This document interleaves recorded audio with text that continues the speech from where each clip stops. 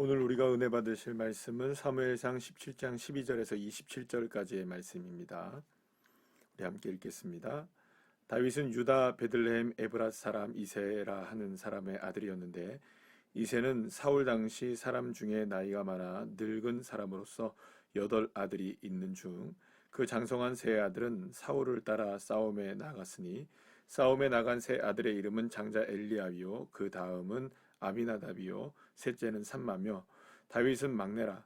장성한 세 사람은 사울을 따랐고, 다윗은 사울에게로 왕래하며 베들레헴에서 그의 아버지의 양을 칠 때에 그 블레셋 사람이 40일을 조석으로 나와서 몸을 나타내었더라. 이새가 그의 아들 다윗에게 이르되, 지금 내 형들을 위하여 이 볶은 곡식 한 에바와 이 떡 10덩이를 가지고 진영으로 속히 가서 내 형들에게 주고, 이 치즈 10덩이를 가져다가 그들의 천부장에게 주고 내 형들의 안부를 살피고 징표를 가져오라. 그때 사울과 그들과 이스라엘 모든 사람들은 엘라 골짜기에서 블레셋 사람들과 싸우는 중이더라. 다윗이 아침에 일찍이 일어나서 양을 지키는 자에게 맡기고, 이새가 명령한 대로 가지고 가서 진영에 이른즉 마침 군대가 전장에 나와서 싸우려고 고함치며 이스라엘과 블레셋 사람들이 전열을 벌이고 양군이 서로 대치하였더라. 다윗이 자기의 짐을 지키는 자의 손에 맡기고 군대로 달려가서 형들에게 문안하고 그들과 함께 말할 때에, 마침 블레셋 사람의 싸움 도두는 가드 사람 골리앗이라 하는 자가 그 전열에서 나와서 전과 같은 말을 하매 다윗이 들으니라. 이스라엘 모든 사람이 그 사람을 보고 심히 두려워하여 그 앞에서 도망하며, 이스라엘 사람들이 이르되, 너희가 이 올라온 사람을 보았느냐? 참으로 이스라엘을 모욕하러 왔도다.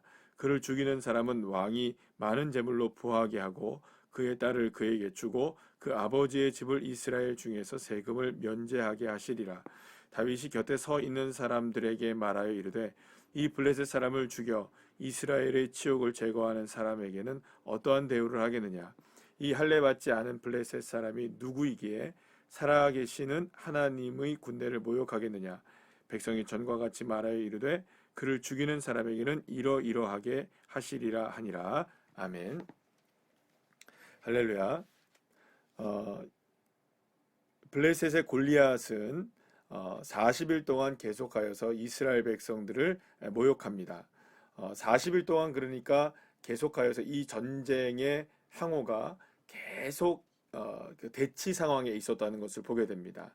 그러니까 40일간 블레셋과 이스라엘이 서로 이렇게 마주하면서 계속 그 상황이 하나도 변하지 않고 40일 동안 고착화되어 있었다는 것을 보게 됩니다.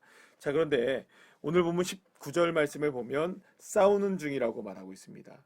그럼 도대체 이게 싸우고 있는 중이었을까요? 오늘 그런데 21절 말씀에 보면 양군이 서로 대치하고 있었다. 물론 싸우는 거죠. 이것도 싸우는 겁니다. 대치도 싸우는 것입니다.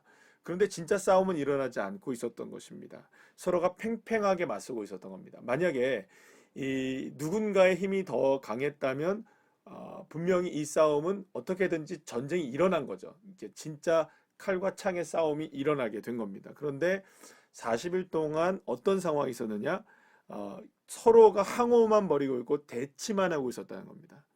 만약에 여러분 생각해 보십시오. 만약에 이스라엘이 더 강했다고 한다면, 이스라엘이 더 군사력이 강했다고 한다면 분명히 이스라엘이 블레셋을 쳤을 겁니다. 그러면 창과 칼의 싸움이 일어나게 되었겠죠. 그런데 그런 싸움이 일어나지 않았다는 겁니다. 그러면 우리가 이 상황을 잘 보게 되면 물론 골리앗을 앞세운 블레셋이 훨씬 더 강해 보이는 것은 분명하고 군사력도 훨씬 더 많은 것이 분명합니다.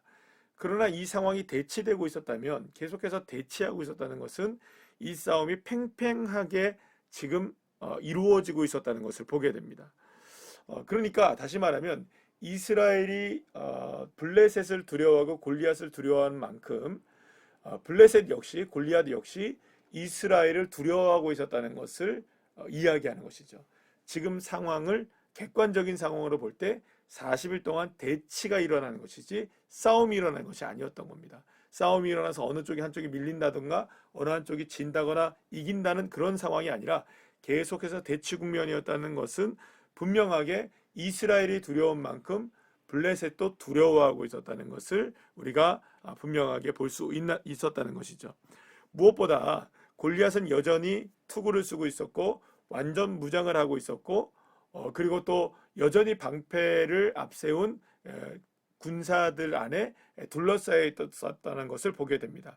그러니까 이것이 이스라엘 앞에 선 40일 동안의 골리앗과 블레셋의 모습이었다면 블레셋과 골리앗 역시 두려움에 떨고 있었다는 것을 우리가 분명히 알게 됩니다. 물론 이스라엘도 여전히 두려움에 휩싸여 있었던 것은 분명해 보입니다. 자, 그런데 바로 그때 다윗이 등장하게 되는 것을 보게 됩니다. 다윗은 여전히 양을 치고 있다가 아버지 이새가 부탁한 말을 듣고 이제 전쟁의 터에 가게 되는 것이죠. 엘라 골짜기로 향하게 된 것입니다. 그러면 여러분 한번 생각해 보시죠. 지난번에 말씀드렸던 것처럼 다윗이 양을 치고 있었다는 것은 어떤 의미를 갖고 있습니까? 계속하여서 하나님의 임재를 경험하고 있었다는 것을 보게 됩니다. 그러니까 양을 치면서 하나님이 나와 함께 계시고 양을 치는 그곳에 나의 목자가 되시는 것을 날마다 다윗은 경험했던 것입니다. 자, 그러니까 여러분 생각해 보십시오. 지금 그 어느 곳보다 하나님의 임재가 필요한 것은 어딜까요? 그렇죠. 엘라 골짜기였던 겁니다. 그런데 엘라 골짜기에는 하나님의 임재하심보다는 두려움이 가득했었습니다. 그리고 또 골리앗이 싸움을 돋우면서 계속하여서 이 관심을 어디에다 두게 합니까? 사람에게 관심을 두게 했었던 것입니다. 자, 그러니까 다윗은 지금 그 양을 치면서 계속하여서 하나님의 임재하심을 경험한 반면 이 정말로 하나님의 임재가 필요했던 엘라 골짜기에는 하나님의 임재를 경험하지 못하고 있었던 것을 보게 되는 것이죠. 그리고 거기에는 오히려 무엇이 넘쳐납니까? 하나님을 향한 모욕이 넘쳐나고 하나님을 향한 업신여김이 넘쳐나고 그리고 또 그 업신여기고 하나님을 욕하고 하나님을 저주하고 하나님의 군대를 모욕하는 이 블레셋의 골리앗에게 이스라엘 백성들은 완전히 압도당하여서 모든 것들에 있어서 그 하나님을 온전히 바라보지 못하고 오히려 사람들의 생각 가운데 이렇게 휩싸여 있는 것을 보게 됩니다. 특별히 오늘 본문에서 이렇게 보게 되면 사울이 이 전쟁에 나가서 이 골리앗을 이기는 사람에게 무엇을 주느냐? 엄청난 그 뭐랄까요? 이 대우를 하겠다. 그러면서 어떤 대우를 얘기하느냐? 제물로 부하게 하고 25절 말씀하죠. 딸을 주겠다. 또 세금을 면제하게 주겠다. 엄청난 이 상금을 걸게 되었던 것입니다. 그러니까 이 말은 계속해서 사울은 지금 누구를 찾고 있는 겁니까? 계속해서 골리앗을 이길 사람을 찾고 있는 겁니다. 계속해서 그 사람의 관점으로 이것을 접근해 나가고 있었던 것이죠. 하나님의 임재를 초청하지 않고 계속해서 관점은 사람에게, 그리고 또 사람들은 또한 무엇에 대한 관심을 갖고 있는 겁니까? 하나님이 베풀어 주실 상급을 바라보지 않고 사람이 줄 상급, 그러니까 사울이 줄 상급, 사람이 줄 상급에만 모두가 다 집중하고 있었던 것입니다. 그런데 바로 그때에 누가 나타난 겁니까? 다윗이 나타나서 무엇이라고 얘기합니까? 아니, 블레셋 사람을 죽여서 26절 말씀 보십시오. 블레셋 사람을 죽여 이스라엘의 치욕을 제거하는 사람에게 어떠한 대우를 하겠느냐? 이 말은 무슨 말이냐면, 야, 도대체 어떤 대우를 주신대? 사울이 이런 얘기가 아닌 겁니다. 도대체 이 지금 상황 속에서 도대체 이스라엘의 수치를 없애버리는 사람에게 도대체 어떤 상을 줄 수 있겠느냐? 누가 상을 주냐? 그럼 도대체 이것을 상을 주는 주체가 누구냐라는 것을 이야기하고 있는 거죠. 그러면서 할례 받지 못한 블레셋 사람의 군대에 그 사람이 누구이기에 도대체 하나님의 군대를 모욕할 수 있느냐. 그러니까 지금 이 상급을 주시는 주체가 잘못 설정되어 있다는 것을 다윗이 이야기하는 거죠. 사랑하는 여러분, 상급은 누가 주십니까? 사울이 주는 게 아닙니다. 하나님이 주셔야 되는 거죠. 그러려면 하나님을 초대해야 되고 하나님의 임재하심을 초대해야 되는 겁니다. 그런데 사람들은 다 지금 어디에 관심을 갖고 있는 겁니까? 블레셋 사람 가드 사람인 이 바로 골리앗에게 집중되어 있고 사람들은 모두가 다 사울의 상급에만 급급해 있는 겁니다. 그 모든 상황들이 다 관심이 어디에 있는 겁니까? 사람들에게 집중되어 있는 겁니다. 그러나 오직 다윗 혼자만이 하나님에 대해 관심을 갖고 있는 겁니다.